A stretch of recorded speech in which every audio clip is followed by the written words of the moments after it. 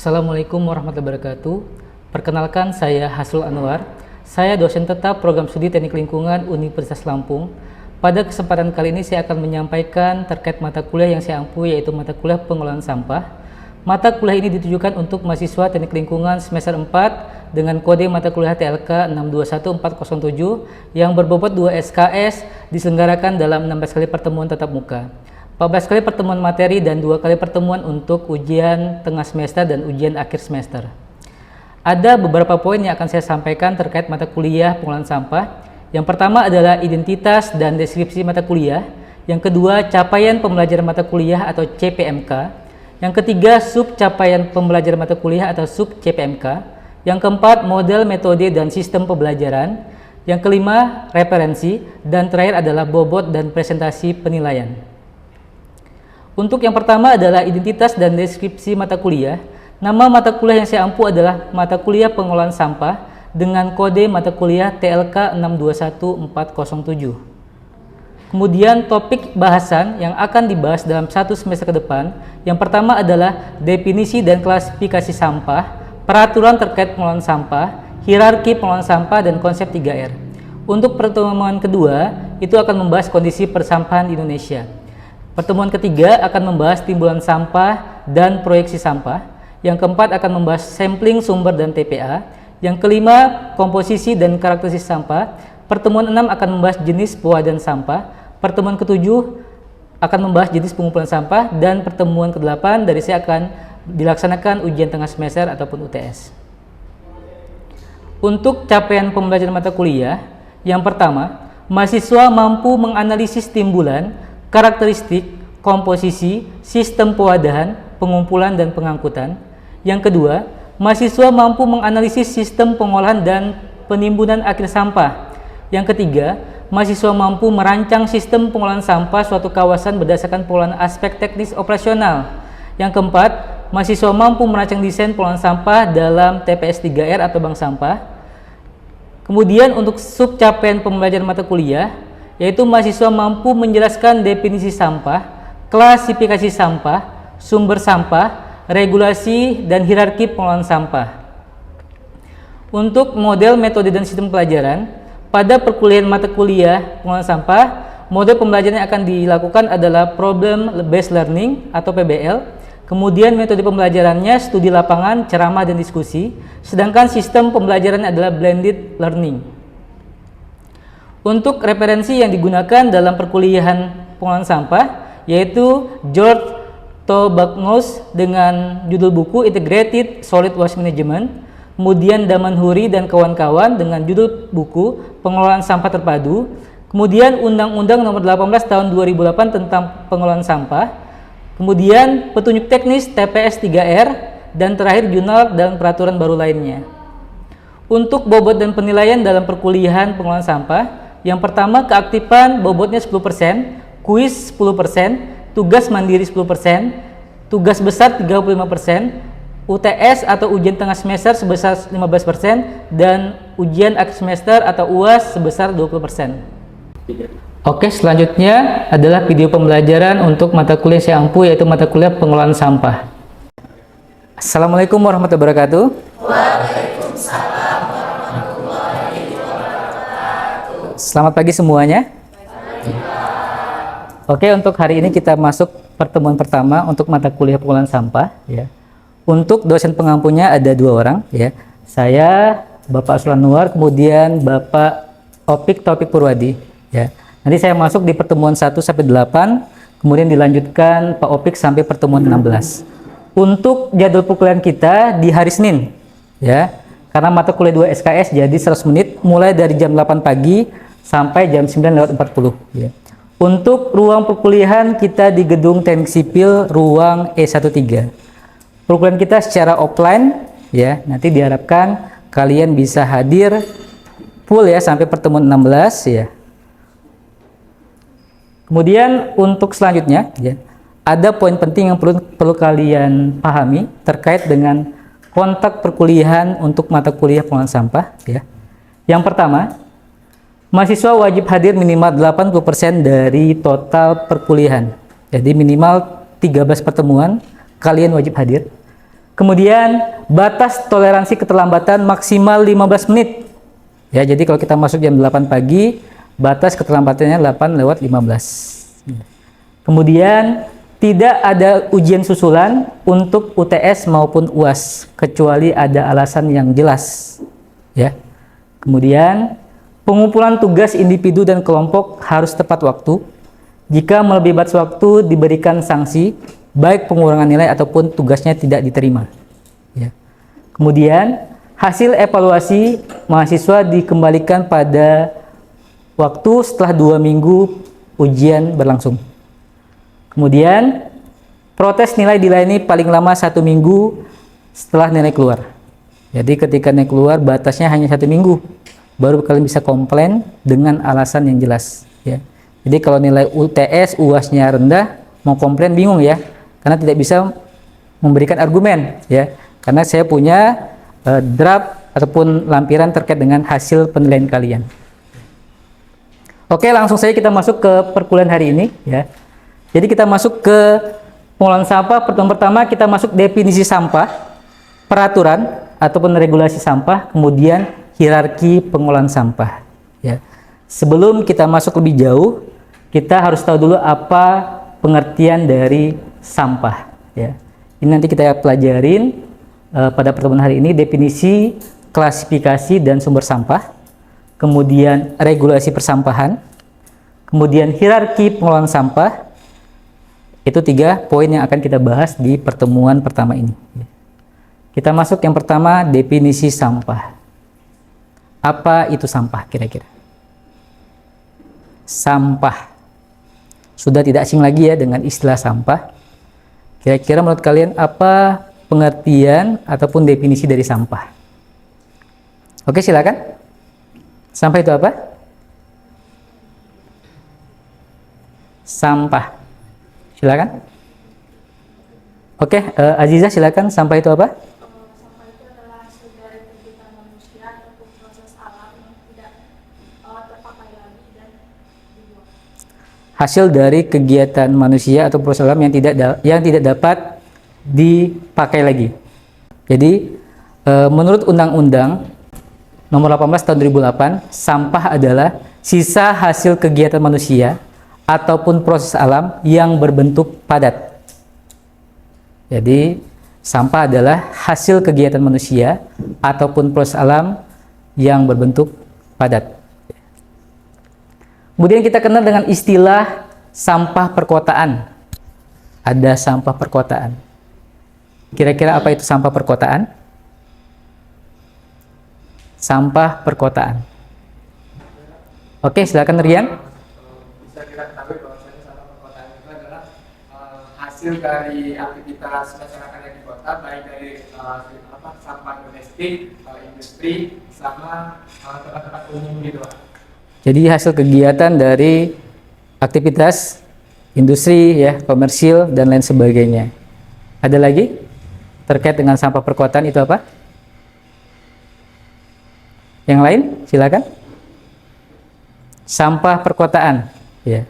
Jadi sampah perkotaan adalah sampah yang timbul di perkotaan yang merupakan hasil dari berbagai sumber, baik dari rumah tangga, ya, aktivitas komersial, ya, kemudian fasilitas umum maupun dari kegiatan yang lainnya. Ya, jadi itu sampah perkotaan, sampah yang timbul di perkotaan dari berbagai sumber, dari kegiatan rumah tangga, aktivitas komersial, perkantoran dan lain sebagainya. Ya. Oke, kita lanjut ke klasifikasi sampah. Oke, kita lihat ya sama-sama. Untuk klasifikasi sampah itu ada 3. Yang pertama adalah sampah rumah tangga. Yang kedua, sampah sejenis rumah tangga. Ya, sampah rumah tangga, sampah sejenis rumah tangga, dan yang ketiga adalah sampah spesifik. Ya. Untuk sampah rumah tangga itu 75% dihasilkan di pemukiman, ya. Jadi pemukiman nanti dibagi tersendiri, dibagi 3. Ada pemukiman dengan penghasilan tinggi, kemudian pemukiman dengan penghasilan menengah atau sedang, dan pemukiman dengan penghasilan rendah, biasanya di daerah-daerah kumuh. Ya. Kemudian sampah jenis rumah tangga itu berasal dari yang pertama dari kawasan komersial seperti pasar, pertokoan, ya, rumah makan, bioskop dan lain sebagainya. Itu aktivitas komersial. Yang kedua adalah sampah dari fasilitas umum, ya, bisa dari perkantoran, dari sekolah, ya, dari rumah sakit, ya, dari taman, jalan, itu termasuk sumber sampah dari fasilitas umum, ya. Kemudian yang ketiga dari fasilitas sosial. Apa saja sumber sampah dari fasilitas sosial? Dari mana saja? Kira-kira?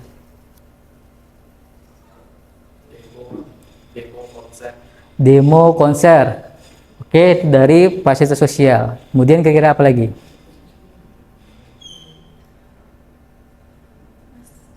Masjid atau tempat ibadah, ya. Kemudian juga panti asuhan ataupun panti jompo. Itu merupakan sumber sampah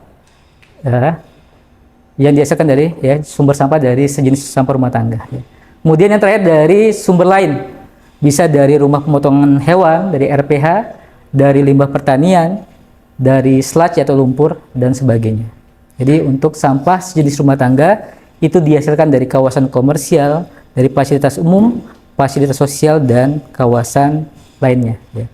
Kemudian sampah spesifik. Kira-kira apa jenis dari sampah spesifik yang kalian ketahui? Tadi ada yang menyebutkan limbah B3, ya, sampah limbah B3, sampah B3. Jadi salah satu sampah spesifik, benar tadi? Yang pertama adalah sampah yang mengandung bahan beracun dan bahan berbahaya dan beracun atau B3. Contohnya apa kira-kira? Oli bekas, kemudian batu baterai, kemudian botol obat nyamuk, ya, bisa juga. Kemudian yang kedua ada sampah yang mengandung limbah bahan berbahaya dan beracun. Kira-kira apa bedanya? Yang pertama adalah sampah yang mengandung B3, yang kedua adalah sampah yang mengandung limbah B3. Apa kira-kira? Obat-obatan, ada lagi?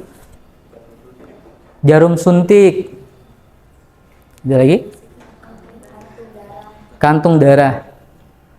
Oke, untuk sampah yang mengandung limbah B3, ini contohnya bisa saja sampah organik yang bercampur dengan limbah B3. Ya, seringkali kan kita membuang sampah di wadah yang sama, ya. Di situ sampah dari kegiatan sehari-hari, mungkin sisa dari sayur-sayuran, buah-buahan dibuang bersamaan dengan mungkin kaleng cat, oli bekas. Itu yang termasuk sampah yang mengandung limbah B3. Kemudian ada sampah yang timbul akibat bencana alam. Kira-kira apa sampah yang dihasilkan dari kegiatan bencana alam biasanya? Gempa, kira-kira apa sampah yang dihasilkannya? Mungkin puing-puing, ya, material konstruksi. Kemudian pohon. Mungkin kalau banjir itu ada sampah-sampah, ya, sampah plastik, ya. Itu merupakan sampah yang dihasilkan dari bencana, ya. Kemudian ada bongkahan bangunan, ya. Kemudian ada sampah yang secara teknologi belum dapat diolah. Kira-kira apa contohnya? Sampah medis.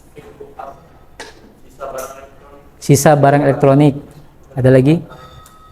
Jadi sampah medis itu contohnya bisa dari jarum suntik bekas, mungkin juga kantong darah bekas. Itu merupakan contoh sampah yang secara teknologi belum ditemukan cara pengolahannya, ya. Kemudian yang terakhir adalah sampah yang timbul secara tidak periodik, ya. Contohnya mungkin sampah yang dihasilkan pada saat musim hujan, ya. Mungkin kalau di negara Eropa mungkin ada 4 musim, musim gugur, itu termasuk mungkin dedaunan termasuk dari sampah yang timbul secara tidak periodik, ya. Jadi ini, ya, untuk klasifikasi sampah ada 3, sampah rumah tangga, sampah sejenis rumah tangga, dan sampah spesifik, ya. Kemudian kita masuk ke regulasi persampahan, ya. Jadi yang pertama, Untuk aturan persampahan itu diatur dalam Undang-Undang Nomor 18 Tahun 2008 tentang pengolahan sampah. Kemudian diturunkan di Peraturan Pemerintah Nomor 81 Tahun 2012 tentang pengolahan sampah rumah tangga dan sejenis rumah tangga. Ya. Kemudian diturunkan di PP Nomor 27 Tahun 2020 tentang bagaimana pengolahan sampah spesifik. Kemudian target pemerintah, ya. Jadi target pemerintah ini tertuang dalam Jakstranas. Jakstranas adalah kebijakan dan strategi nasional, ya, yang tertuang dalam PP nomor 97 tahun 2017, ya. Jadi ada 2 target pemerintah terkait dengan pengelolaan sampah. Yang pertama adalah pengurangan sampah rumah tangga dan sampah jenis rumah tangga itu sebesar 30%, ya. Dari angka timbulan sampah rumah tangga dan sampah jenis rumah tangga hingga tahun 2025. Kemudian yang kedua adalah penanganan. Yang pertama adalah pengurangan, yang kedua adalah penanganan ataupun pengelolaan.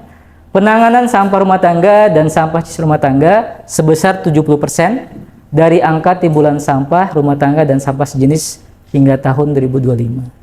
Kira-kira menurut kalian apakah target pemerintah, ini kan sudah tahun 2025, apakah sudah tercapai atau hampir tercapai atau kira-kira belum tercapai? Ini ada 2 loh kebijakan pemerintah terhadap pengelolaan sampah, baik dari pengurangan ataupun penanganan itu sendiri. Kira-kira tahun 2025 ini sudah mencapai target? Ada yang geleng-geleng? Belum. Alasannya apa?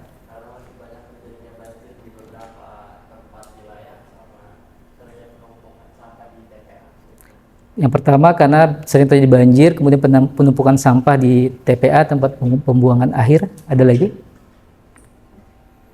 Ini kita bisa rasakan, ya, bisa kita amati apakah target ini sudah sepenuhnya tercapai atau hampir tercapai atau kira-kira belum sama sekali, ya. Belum, ya. Elisia, menurut Elisia apa, Elisia? Kurang lebih sama Pak, karena masih terjadi penumpukan volume sampah yang sangat besar di TPA maupun di TPST terdekat. Oke, masih intinya sama, ya. Jadi terjadi penumpukan sampah, ya, baik di TPA ataupun di TPST. Mungkin belum dikelola dengan baik, ya. Jadi ini PR besar, ya, buat pemerintah terkait target yang sudah ditetapkan, ya. Jadi nanti kalian sebagai ahli lingkungan nanti, ya, bisa membantu pemerintah dalam menyelesaikan target dari program pemerintah ini, ya. Kemudian kita masuk ke sumber sampah, ya. Tadi sumber sampah kira-kira digolongkan menjadi berapa? Sumber sampah. Sumber sampah 2. Apa saja, Alicia? Sumber sampahnya yang pertama? Spesifik dan tidak spesifik. Spesifik dan tidak spesifik. Oke, yang lain? Sumber sampah apa saja? Untuk sumber sampah itu digolongkan menjadi 2. Yang pertama adalah dari perumahan dan non perumahan, ya. Jadi perumahan, ya, dan non perumahan, ya. Jadi untuk perumahan itu dibagi 3 lagi. Ada rumah permanen, ada rumah semi permanen, dan rumah non permanen. Kira-kira apa sih beda ketiga tipe rumah ini? Kira-kira kalian tinggal di rumah yang tipe yang mana? Permanen. Kira-kira apa itu rumah permanen? Yang terbuat dari Rata-rata rumah punya pondasi, ya. Pondasinya kokoh. Oke. Jadi untuk rumah permanen, ya, pondasinya kokoh, ya, ataupun kalau menggunakan kayu kualitasnya tinggi, ya. Jadi itu rumah permanen. Kemudian kalau rumah semi permanen, kira-kira apa? Kontrak. Tapi kalau kontraknya di tempat yang elit kan, ya, mas permanen, ya. tergantung materialnya, ya Pak. Ya, jadi Untuk yang rumah semi permanen itu materialnya kurang kokoh dibanding permanen, ataupun kalau gunakan kayu kualitasnya rendah dibandingkan yang permanen. Ya, jadi kalau ngontrak itu memang belum sanggup beli rumah ya. Jadi kalau dia ngontraknya di tempat yang bagus rumahnya ya, tipe rumahnya ya, kalau rumahnya permanen ya tetap permanen walaupun statusnya ngontrak. Ya. Jadi kemudian ada non permanen, apa kira-kira? Ya, jadi rumah yang biasanya dibuat dari bahan-bahan bekas. Mungkin apakah dari kardus ya, ataupun sejenisnya ya. Kemudian dari non perumahan kira-kira apa? Ini perkantoran tadi ya, ada dari pertokoan, ya, rumah sakit, pokoknya selain dari rumah tangga ya. Jadi ini dari kantor, pertokoan, pasar, sekolah, tempat ibadah, jalan, perhotelan, restoran dan sebagainya ya. Jadi untuk sumber sampah ini dibagi menjadi dua, dari perumahan dan non perumahan ya. Kemudian kita masuk ke hierarki pengolahan sampah. Ada beberapa tahapan ya untuk pengolahan sampah ya. Ada 6 tahapan pengolahan sampah. Yang pertama adalah pengurangan ataupun reduce.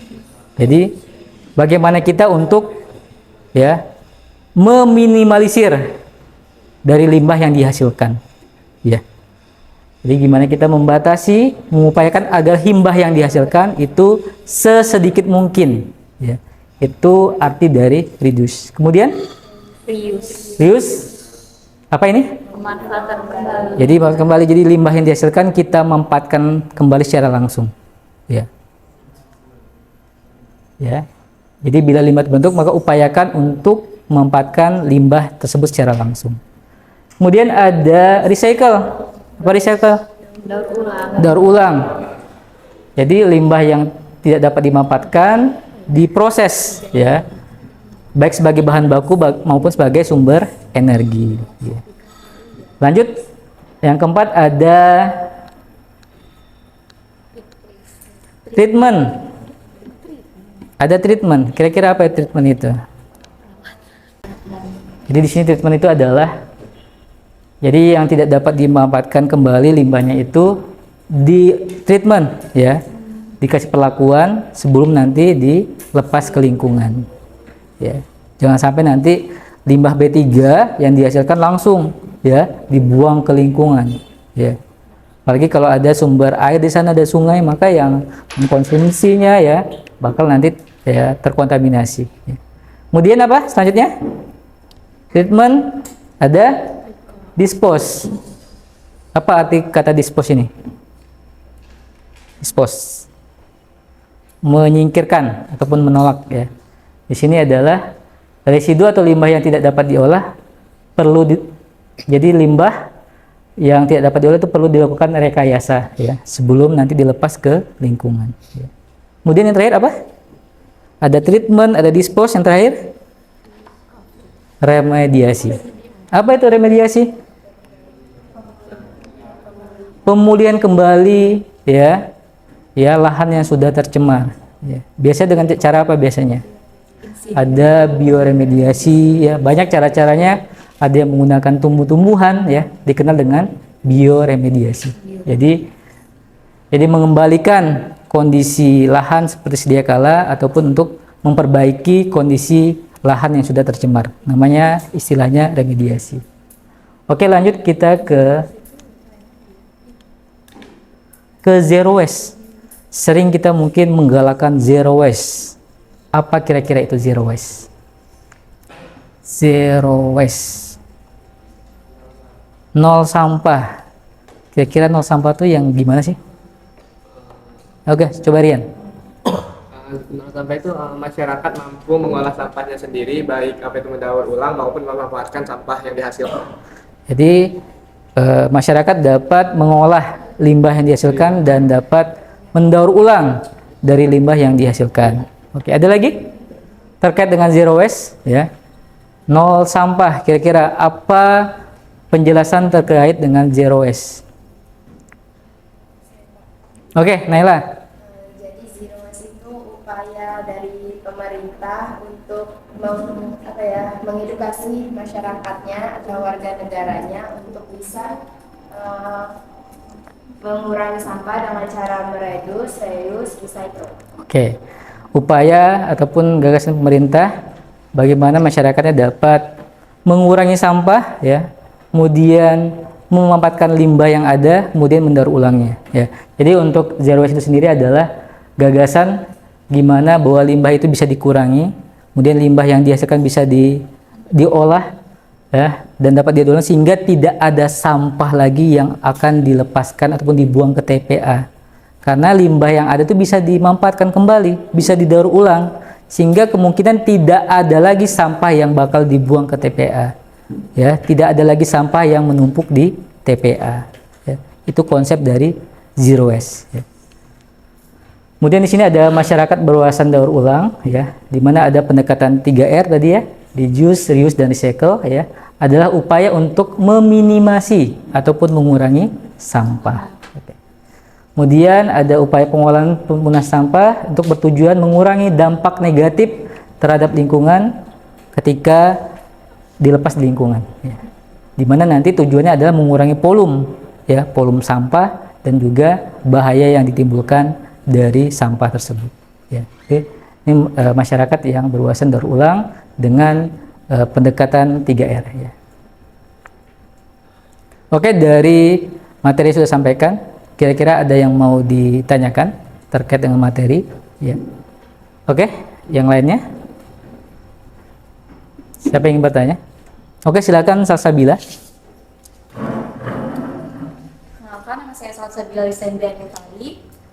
Izin bertanya Pak, apa saja langkah efektif dalam pengolahan limbah medis, mengingat banyaknya kasus limbah medis yang tidak dikelola dengan baik, sehingga menimbulkan risiko serius bagi kesehatan masyarakat dan lingkungan. Oke, terima kasih Salsabila, saya jawab ya. Jadi upaya pemerintah untuk mengatasi limbah medis ya, itu dengan cara dilakukan treatment. Tadi ada treatment terkait hierarki pengolahan sampah ataupun rekayasa. Jadi kita bagaimana mengurangi dampak ya dari limbah tersebut sehingga ketika dibuang ke lingkungan tidak akan merusak lingkungan. Jadi ada treatment khusus ataupun dilakukan rekayasa untuk meminimalisir dampak ya secara langsung dari limbah tersebut. Maka perlu dilakukan treatment dulu, beda dengan sampah organik. Itu bisa langsung dibuang nanti jadi pupuk. Tapi kalau sampah medis itu sampah yang tergolong nanti yang perlu dilakukan treatment, ya perlu dilakukan perlakuan khusus, itu dilakukan perlakuan khususnya agar nanti ketika dilepaskan ke lingkungan tidak akan menimbulkan bahaya bagi lingkungan sekitar. Bisa dipahami? Oke. Oke, selanjutnya kita sebelum kita akhiri pertemuan ini saya akan memberikan evaluasi terkait materi hari ini ya. Jadi saya akan memberikan beberapa soal ya yang terkait dengan materi ini dan terhubung di aplikasi Kahoot. Jadi siapkan gadget kalian untuk join di Kahoot ya.